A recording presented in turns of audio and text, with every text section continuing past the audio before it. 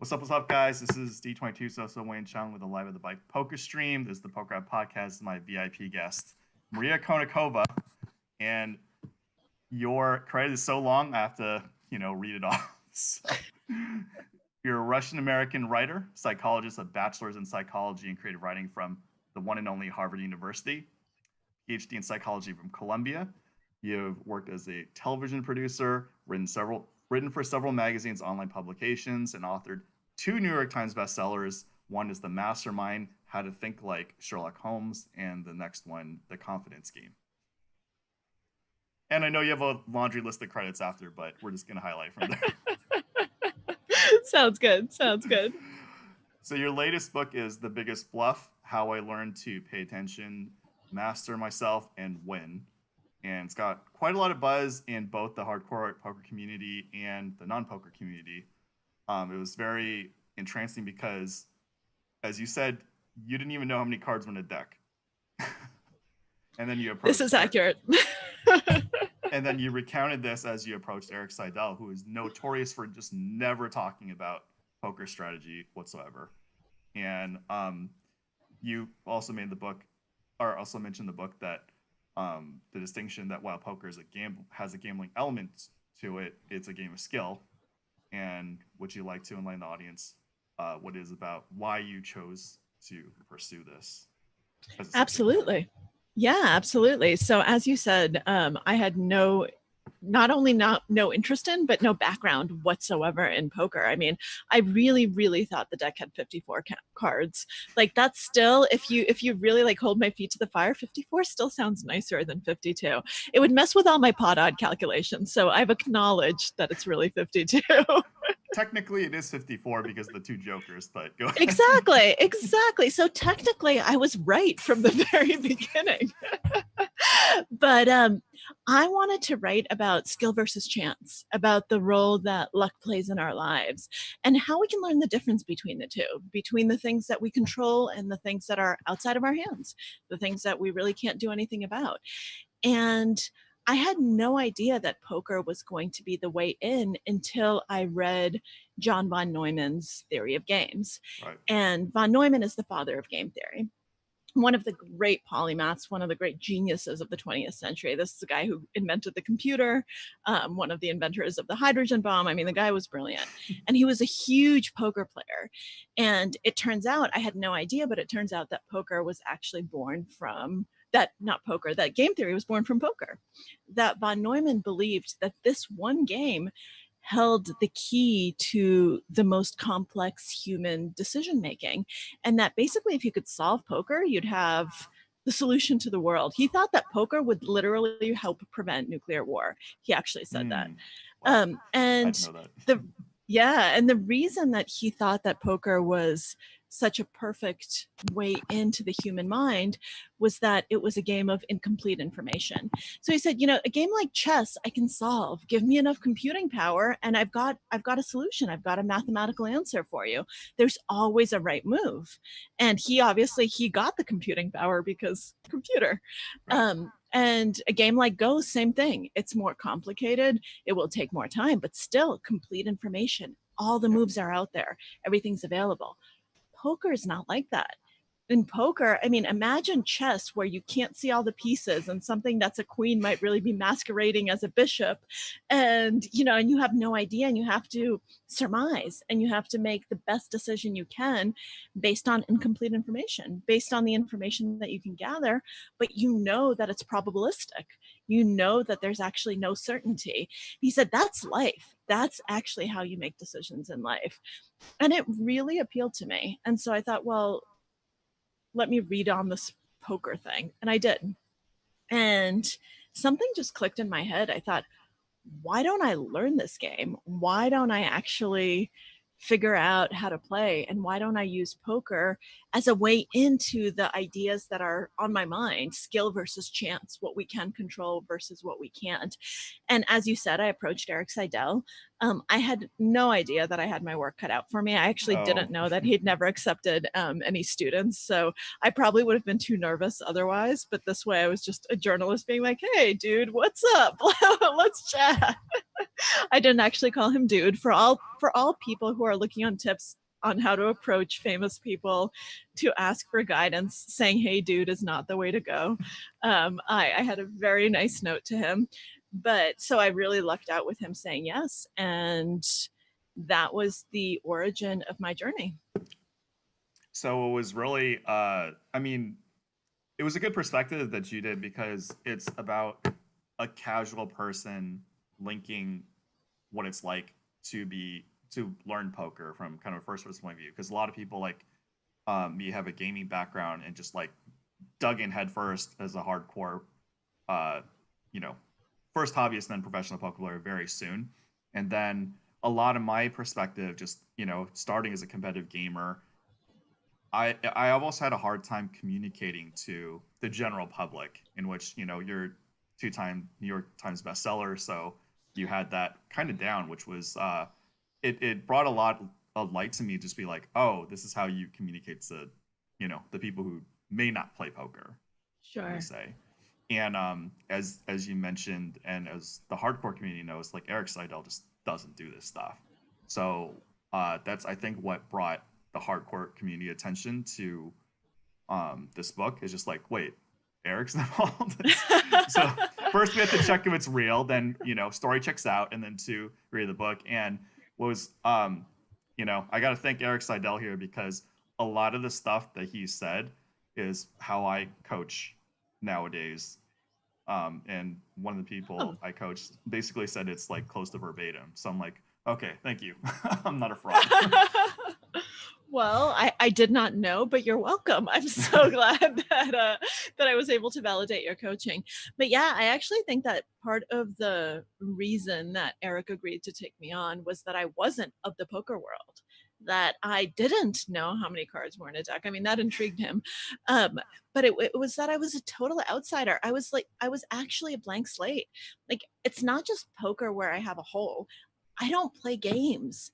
I Hmm. don't play chess. I mean, I played chess for about 2 weeks in my young life because I'm Russian. So, Right. my parents decided you should join a chess club. And that lasted for about 2 weeks. I had a few lessons and then I played my first match.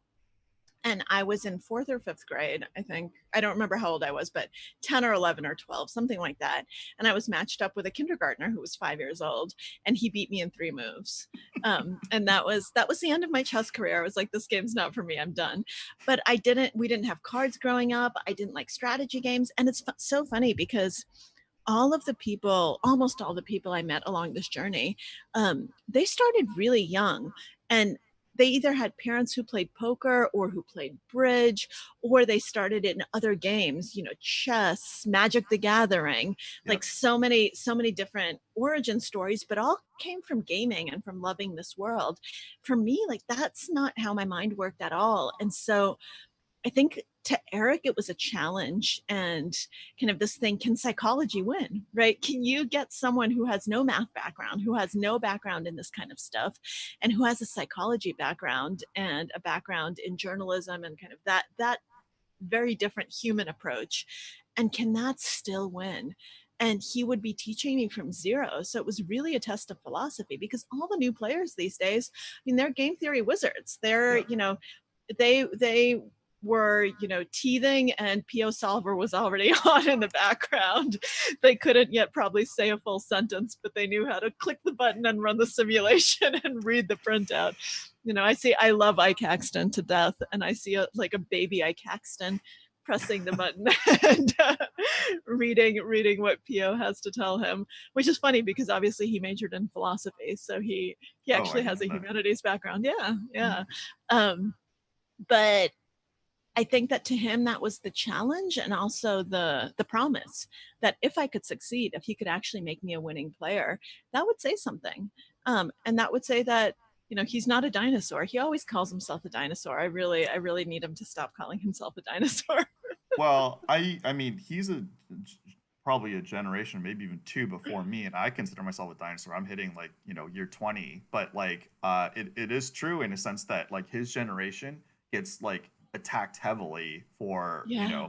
by my generation for certain things, for it not having an online background, and now this current generation for having a heavy solver and game theory background.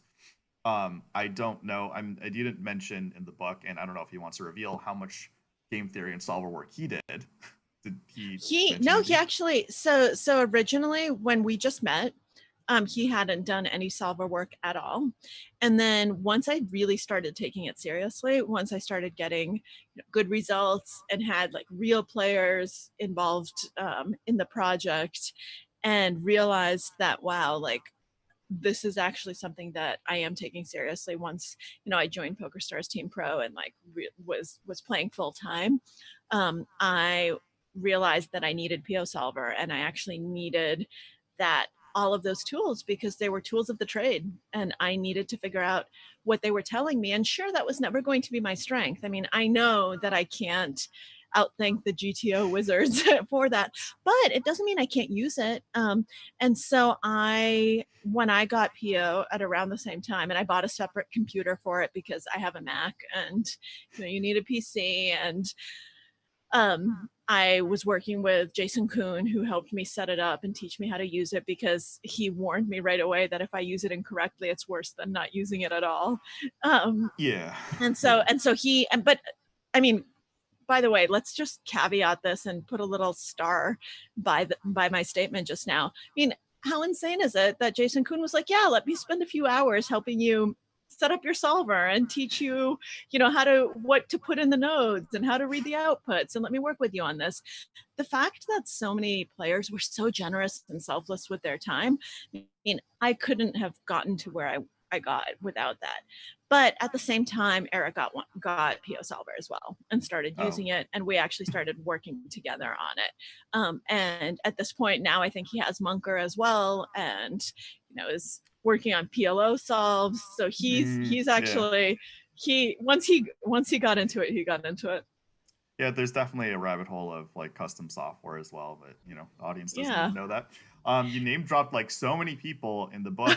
Were they like celebrities to you, or were they just regular? No, I didn't know who they were. I mean, I didn't know who Eric Seidel was. I just knew him as the visor guy from Rounders. That was actually the clinching thing. First, I did a lot of homework in terms of figuring out, okay, who are the best players, which really just involved like Google search, best poker players in the world. And at the time, he was #1 in all-time earnings. Right now, I think he's 3 or 4. I'm not sure.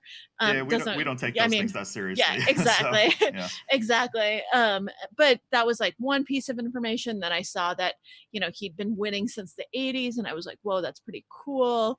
So I was going through all this stuff, and then I was like, oh my god, he's the Rounders guy. Like, sold. He's my #1 choice.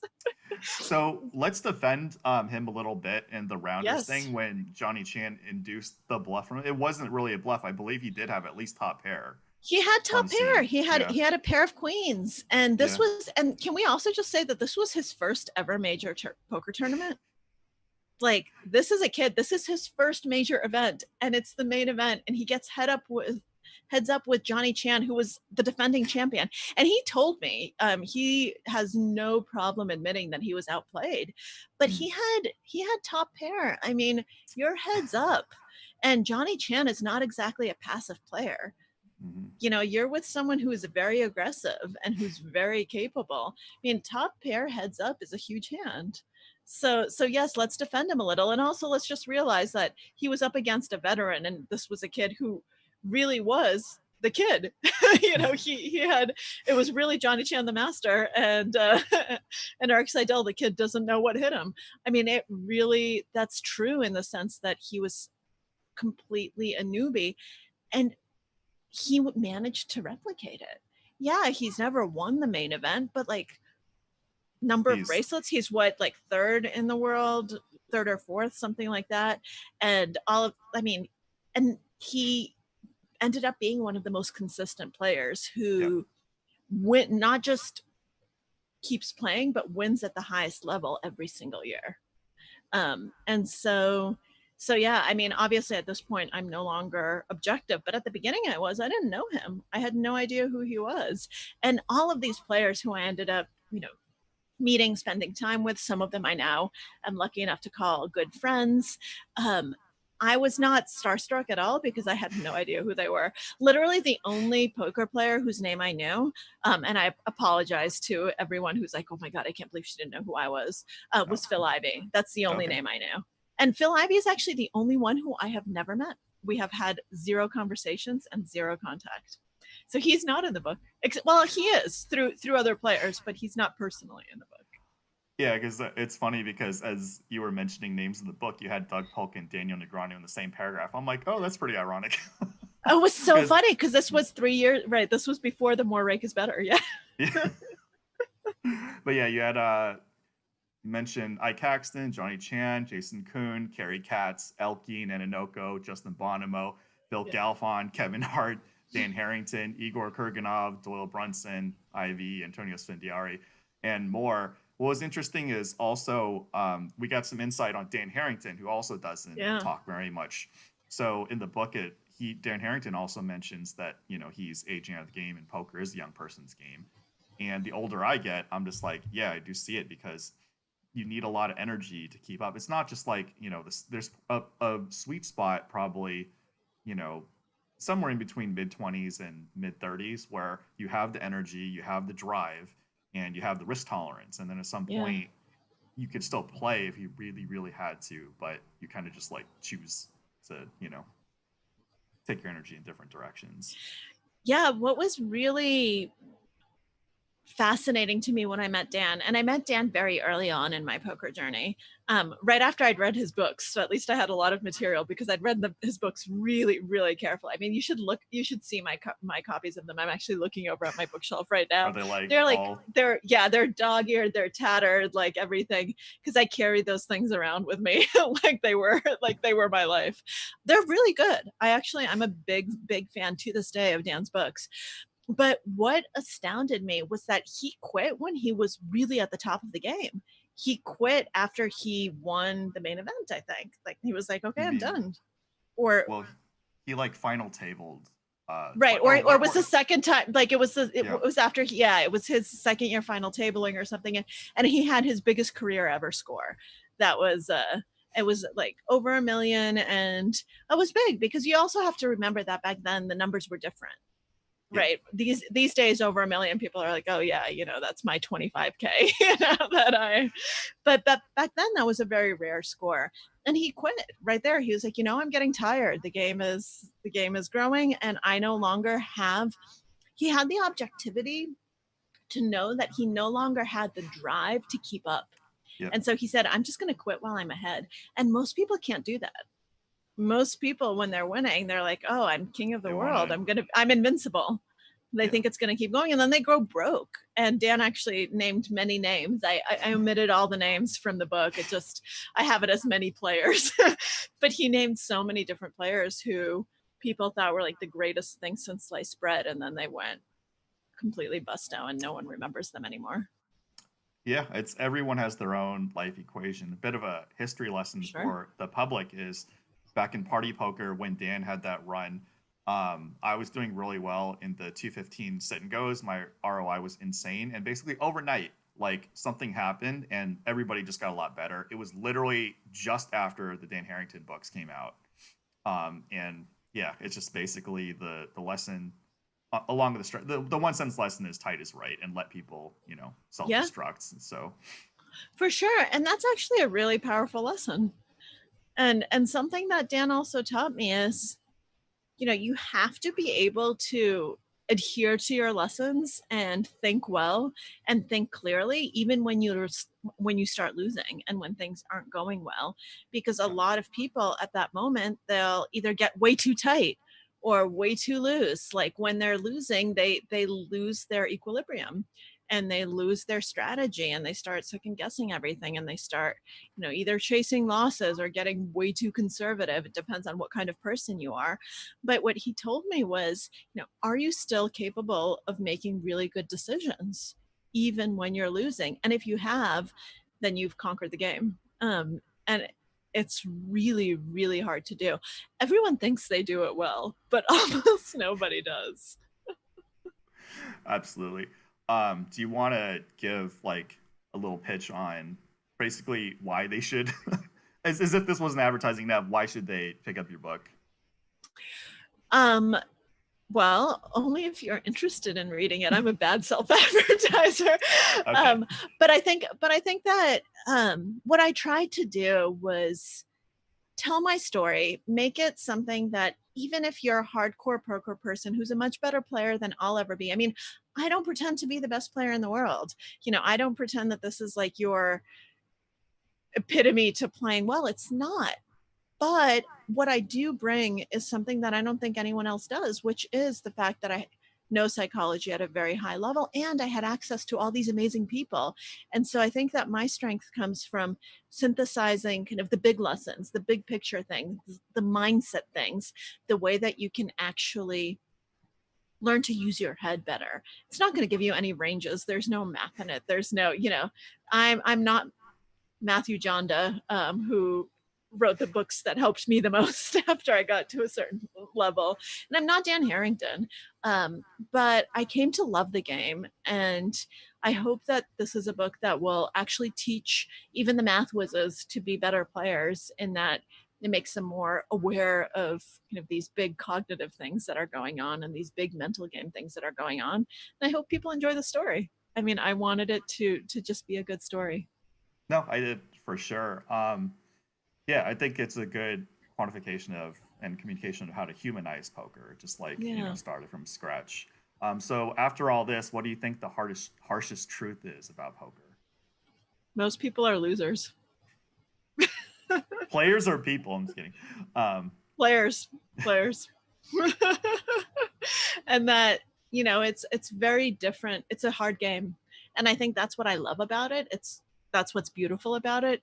And the more I learn about it, the harder it comes and the harder I realize it is, because it becomes more complex. But it's so easy to look at it from the outside and to say, oh, this is easy. Or, yeah, I can just keep winning indefinitely. And that's just not true. Variance is a bitch. That's a really hard truth. No matter how good you are, variance is a bitch, and you have to be ready for that. Yeah, on top of that, like poker is like the ultimate Dunning-Kruger in the sense that you don't know what your opponent's been through, and people see like a couple videos of some hands and they just like think they know their opponent. I've also been a proponent that a lot of these guys you see on camera are just a lot better than people think, especially Yeah. the known top players. Is like I've faced a lot of them, over the almost decades, and it's like, whoa, yeah, when you can't see their cards, game's not so easy anymore. Oh, absolutely. I mean, one of the master classes I got in playing tournament poker came when I was at the same table as Patrick Antonius in Monte Carlo. And Patrick's someone who I really admire and became friendly with. But when people are talking about like the great players right now, most people put him in like an older generation, not like right now. And yet he just gave me such a master class in what great tournament strategy was like. When we started the day, this was like day 3 of the main event, and the EPT, something like that. And I was the chip leader of our table, and he had a very short stack. And suffice it to say, he made it to day 4 and I busted before the end of the day. And the way he did it was so effortless, and he would put me and everyone else in all these really difficult situations, and analyzing what was going on and how he was doing that, and not dismissing him as, oh, like he's old school, like, if Adrian Mateo sits at my table, I know I'm in for a tough ride. No, like Patrick is just insanely good. And all of those encounters are so humbling. You just realize that you have so much to learn from so many people, and it's wonderful. I mean, it's really cool and it's fun, and you get to become better, but at the same time you're also losing. Yeah, absolutely. And it's game's just getting harder and harder as more information comes out, including your book. But I think a lot of the poker community has always been wondering, or on this ever journey of how to get people into poker or what's good for poker. Your book's obviously in that category. So I asked, or Live at the Bike asked on social media for any questions that people might have. So first, shout out to X Factor for loving the D22 so content.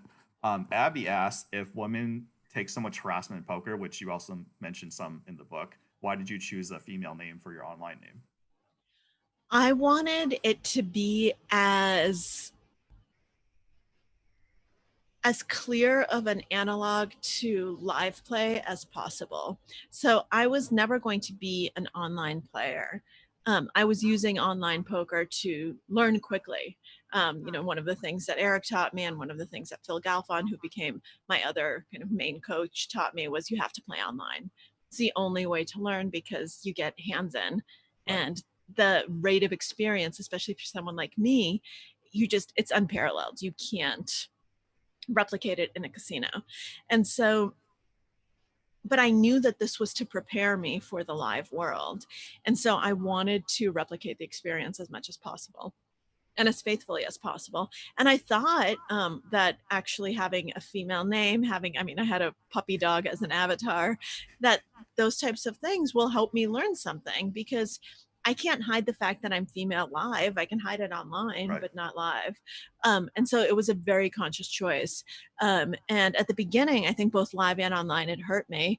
But then when I learned how to take advantage of it, I think it helped me. That's a common topic, is whether women have an advantage or disadvantage in Both. poker. I think it's both. I think it depends on whether you know how to use it. And I also think when it comes to it never helps me in creating a positive poker environment. Guys don't have to deal with all the sexual harassment bullshit that I have to deal with. Yep. Normally, the only people in the line of fire are the dealers, who have to deal with so much shit. It's not even funny. But then, you get me at the table. And as someone told me once, trying to make me feel better after I was really upset about something that happened, look, this isn't actually personal. This guy was clearly tilting. And who is he going to, pick a provocation with?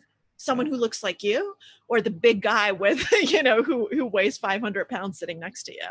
Right. And obviously, like, I'm not going to beat him up. The other guy could. so I'm the weakest link when it comes to that. I'm the target. And so I think it's both. But I do think that if you know how to use it, if you're aware of it, then it can definitely be an advantage in terms of strategy. Let me give you an example. There's a study that I cite in the book that there was basically an analysis of hundreds of thousands of online hands. And it turns out that men bluff women, or people who have female avatars, 6% more than they do men. And if you tell them, they deny it. They say, no, that might be on average, but I know, and I would never do that. So they always think that it doesn't apply to them. And the better someone is, the less they think it applies to them. And that's a huge advantage, because let me tell you, it applies to everyone. No, totally agree. Even players like myself, there's got to be like some internal bias. I generally treat most players, relatively the same caliber, but I'm not gonna, lie. There are definitely some circumstances that might be a little off. Our NV PhD says, just finished the book, curious about the mathematical and game theorists who are often referred to but not directly addressed. How do ultra mathematical players coexist with the psychological aspect? I think you need both. And I think that these days you definitely need both. I think anyone who tells you otherwise is full of it. Anyone who says you just need the math and that you don't need the human element, they're going to potentially be like very competent players, especially online. They'll be winning players, but they're not going to be the greats. They're not going to be the names that go down in history. If you think about the names who people even call like the GTO wizards today, like the Stevie Chidwicks of the world, they know psychology. They're paying attention to the players. They know what's going on. They know it's not just the PO solver, even though they know the PO solver as well. And so I think that you need to realize that both are important. And then you have to do a self-assessment as well to figure out where's your strength, because that's where you really should focus. Like for me, the mathematics, I know I need to plug those holes. So that's why I work with solvers. That's why I try to figure out, what does that tell me?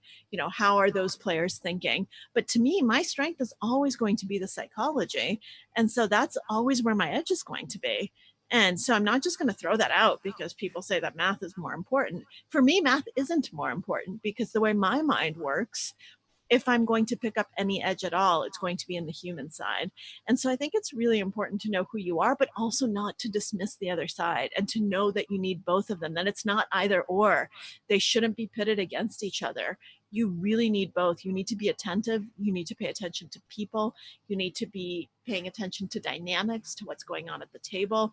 In live poker, even on online poker, but especially live, it's crucial. But the math matters. And if you get the math wrong, like if you don't understand the basic math, then you're just screwed, because you're always going to be getting your money, chasing draws you shouldn't be chasing. And like eventually, even if you are lucky for a short period of time, you'll bleed out. And if you don't understand kind of the bigger mathematical strategy, you can't play, I think, at the highest levels. At the lower levels, I still think you can.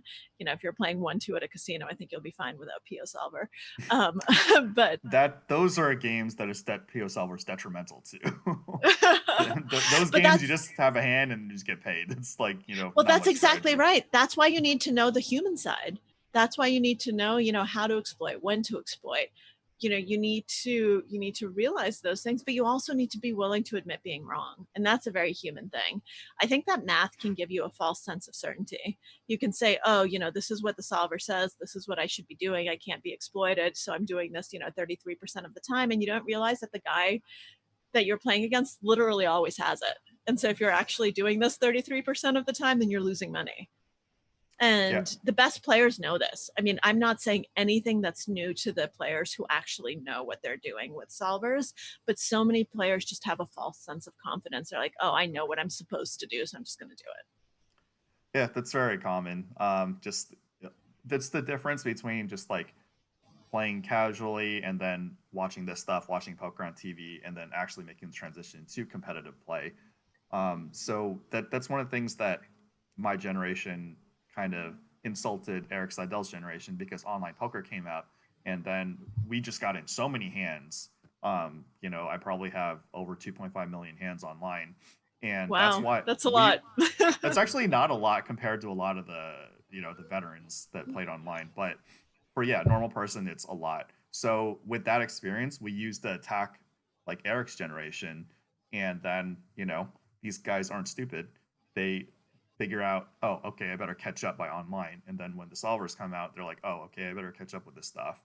So it's about not being too big on yourself, which poker is very good at teaching those lessons. And we're ever evolving, and just, shout out to Eric Seidel for, again, making it this long. You don't want to, I mean, he's not, like I said, if I call myself a dinosaur, he has every right to call himself a dinosaur, but he's still around. That's the most important thing. He is. Marshak, and still crushing, by the way. Yeah. I mean, the guy was second in the super high roller last year? I haven't heard anything bad about Eric Seidel. And shout out to JJ De La Garza in the chat, who also mentions that Eric Seidel is still a boss after all this time. I hope I can last as long as he does.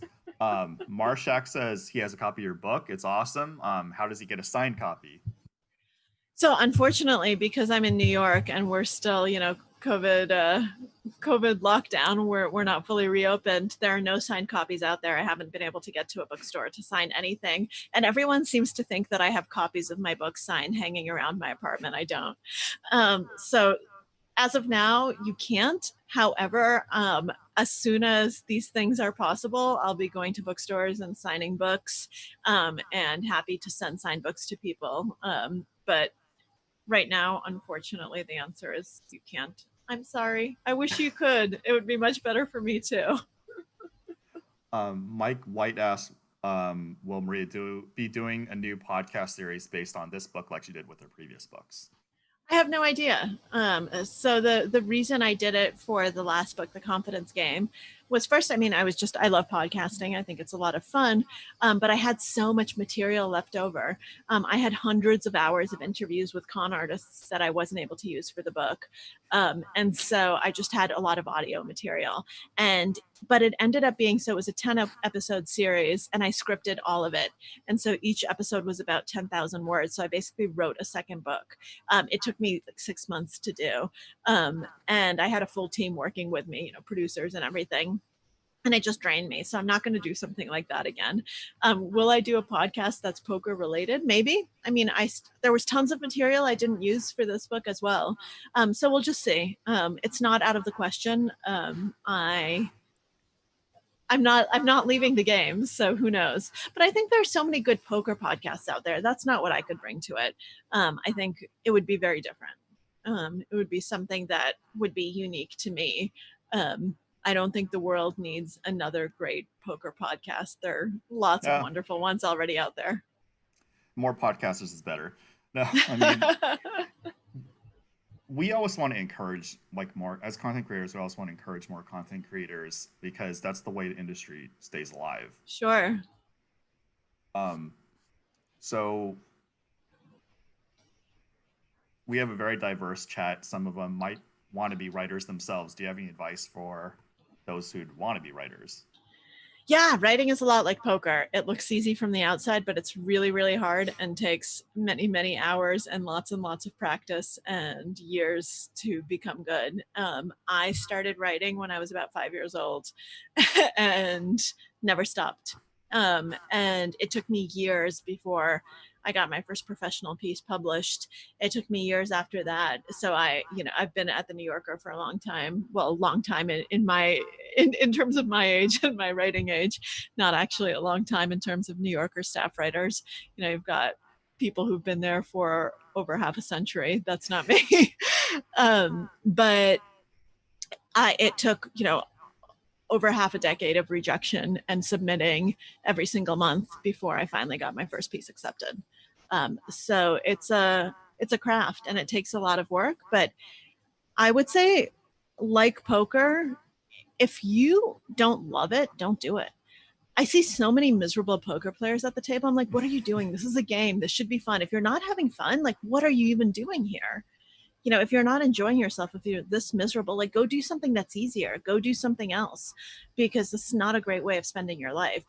Writing is the same way. Writing, I mean, I have not had benefits or health insurance through or a regular salary ever in my career. Wow. I have to buy and pay all those things. And I never know what my income is going to be. Could be zero, it just depends month to month. So in that, it's very similar to poker. But it's hard. And I'm successful. Like, I'm actually able to do this, and I don't make that much money. Like, if a poker player actually heard how much I make in a good year, they'll laugh.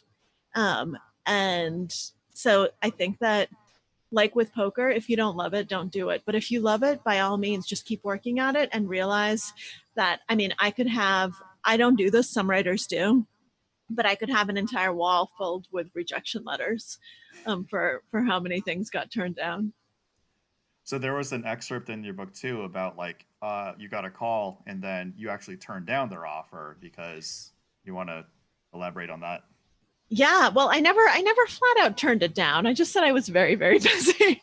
Oh, okay. I never said no. But it was the first time that I was actually able to successfully negotiate a rate up. And I was able to do that because of poker, because I realized that, people bluff, and people have different strength hands, and what they're telling you is not necessarily what their bottom line is. And you are allowed to check, you're allowed to call, you're allowed to stay in the hand and wait to see what happens. You don't have to, make radical choices right away. And so I actually, at the beginning, I didn't say no. I just said, oh, I'm just really busy. I'm working on my next book. Thank you so much for thinking of me. It's like, it's keeping the door open. It's not saying, no, I'm not interested. It's like, oh, I'm busy. And then the editor came back and was like, well, what if we offer you more money? And I said, well, I don't even know if that's going to be enough, because, I'm really busy. I'm doing other things. So I'm staying in the hand. I'm still playing, but I'm not being like, I need more money, right? Which is not going to work because I'm female, and saying I need more money as a female usually backfires because you're seen as aggressive and people say that you're not easy to work with. And so this is my version of aggression. This is what works. And I ended up getting a much higher per word rate than I'd ever gotten from this magazine. Oh, wow. Ultimately. Congratulations. So, thank you. I wish that this made me a wonderful negotiator. It did not. I still hate negotiating, and this was a one-off success, I'm sorry to say, but But it's inspiring to me all the same. It says I'm potentially capable of doing that if I need to. Yeah, me too. It's a lifelong journey to learn the negotiation process. And, of course, in different fields, it works differently. So, For sure. Eden Rocks asks, could you see poker attempting a level of entertainment similar to the WWE to promote live events to increase exposure? I mean, I think that would be great. I'm not sure how they would do it. How would you do it similar to WWE? Would we have characters? Like, what are we gonna do? I don't know what the answer is, but yes, I think that poker can definitely do more and can be more entertaining and can be more interactive. I think live audiences are huge. Obviously, right now we're in the middle of COVID. There's no live audience possible, so that's not. This is sometime in the future. But yeah, I mean, why not? It's such an interesting game. It has so many elements in common with a lot of sports. And I think that if you curate the experience properly, and if you figure out a way to do it, it's doable. It's hard. It's going to be harder than anyone thinks it is. These things always are. If it were easy, somebody would have already done it. I gotta honor one of the chat regs requests. Can you hook me up? She's married. In the book, it mentions she's married. I am married. But thank you. I appreciate it. Do you have any mythbusters for like the general public who don't play poker? I mean, the first thing that anyone who doesn't play poker always asks me is if I count cards. That's blackjack. I think that's myth number one. You don't count cards in poker, other than to know there are 52 of them so that you can cleanly calculate your outs. And I think one of the other big myths is that it's gambling. I mean, I really tried over and over in the book to show that this really is a game of skill, that it's different from any other game in a casino, because in any game in a casino, you have to have the best hand to win. That's not true in poker. You can win with the worst cards. And like in blackjack, that doesn't work that way. You can't be like, oh, no, this is really blackjack. No, I really beat you. It ain't happening. And you can't be like, oh, I really rolled, in craps. Like, oh, I didn't roll that. Like, don't look at that roll. This is what's really happening. It doesn't work that way. In poker, the worst cards win a lot. And you can have the best hand and lose. And you're playing against other players. You're not playing against the house. And it's completely different from anything else in a casino. And to me, that was actually the biggest myth that I've had to overcome and that I'm still overcoming. I mean, a lot of people, I will tell them exactly what I just told you, and they'll still be like, yeah, but it's gambling.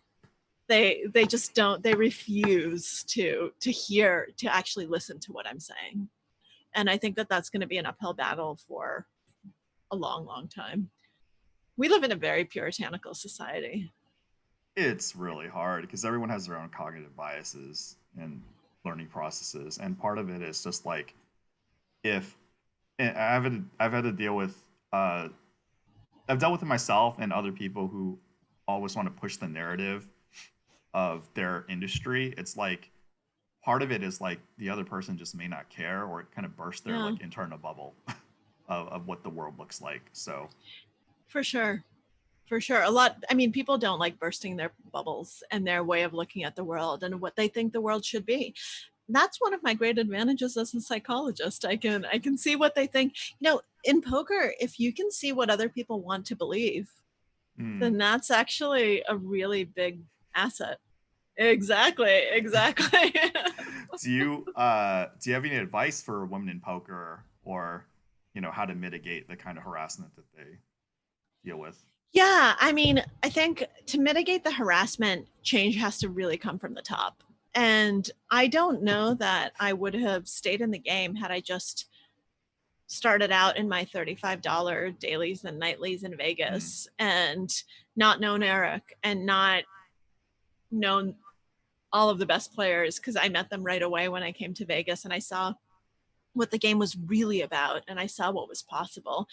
You come in at that level and people are there to have fun. They're drinking. They're there with the boys. They're there to gamble. for them, it is a gamble because it's not, they're certainly not treating this as a game of skill. They're like, oh yeah, you know, let's make some money. Like to them, it's equivalent to craps. They're like, yeah, I'm all in, you know, let's go. And there's a lot of sexism and harassment at that level because they're there to have fun and they're not going to watch their mouth. They don't care. And you know, it's a boys club and you're the one intruding. So screw you.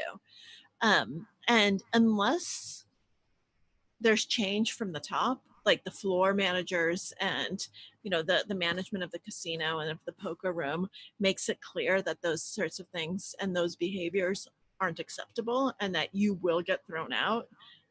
If you do something like that, it's not going to change. I started experiencing a lot less harassment as I moved up in stakes. As I moved, you know, from the $35 to the $100 to the $500 to the $1,000, because you have players who take things differently. They take things seriously. They're actually, and you have floor staff who take things seriously, Yeah. And who are actually willing to step up and to say something. And at the lower levels, that just wasn't available to me. And so I think that that's something that other people need to do. That's not on us. That's not on women. That's on the floor and that's on other players. So I would say if you're a man and if you're a player and you see something inappropriate happening, say something. Actually speak up. And I've started speaking up. So I actually have become, you know, that bitch who calls the floor or who, you know, who calls people out. There's one poker player who probably hates my guts. I won't say who it is because I've actually had to call the floor on him multiple times for inappropriate behavior. And I will keep doing it. Normally I'm very nice and friendly and I don't like to have to do that, but I think it's important. I think you do need to stand up for other players. I think there are things that are just not acceptable. And if that kind of culture starts to change, then I think the experience of women is really going to change. Everyone always asks, why aren't there more women in poker? That's why, you know, especially at the lower levels, which is where people come in. I mean, you can't expect someone to come in at the highest stakes. You know, you come in to those dailies, you come into those low tournaments. If you didn't have a good experience, why in the world would you stay? Yeah, I agree. And I've had obviously podcasts with women in the past, and most guys are, at least what I've seen, and I'm in a very privileged casino area, are okay. It's only the small percentage of guys, but a lot of times we don't know how to act either, because there's Yeah. always this like weird line of just like, you know, obviously there's these guys that hit on you, like pretend to, you know, defend you, but are, you know, actually romantically interested, and that's, we're just like, Yeah. you know, especially with the climate nowadays, we're like, I don't want to cross that line and stuff like that. So Yeah, it's tough. It's tough. And so I think that there are lots of moving parts. It's not a magic wand solution, but it does come from people, you know, just be decent. You know, if you're a player, just be a good person, like be decent to other people. There's never a reason to be an asshole or to be a bitch. This is not gender specific. You know, there's never an excuse. Why in the world would you ever go off at someone like that? That's not going to make you a better player. It's going to be something that's actually probably bad for your mental game. So just try to be decent. So, would you consider a follow-up book on poker, or is this it? You just want to move on to a different topic? I have no idea. I don't know what's next. I never think through the next step because I'm someone who's always completely invested in what I'm doing.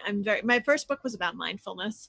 I'm all about presence and living in the moment and taking things one step at a time. So I've So, really internalized that lesson.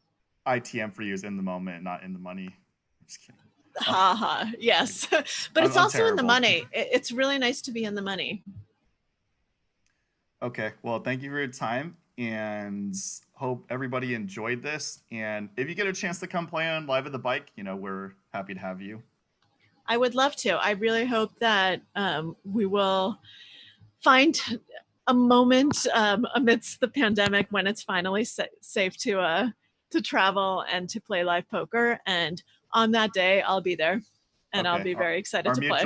Our mutuals have talked, so we're gonna save a date, save a seat in the future. Sounds okay, great. I'm gonna leave you guys with an image of her book. So there should be a link below, and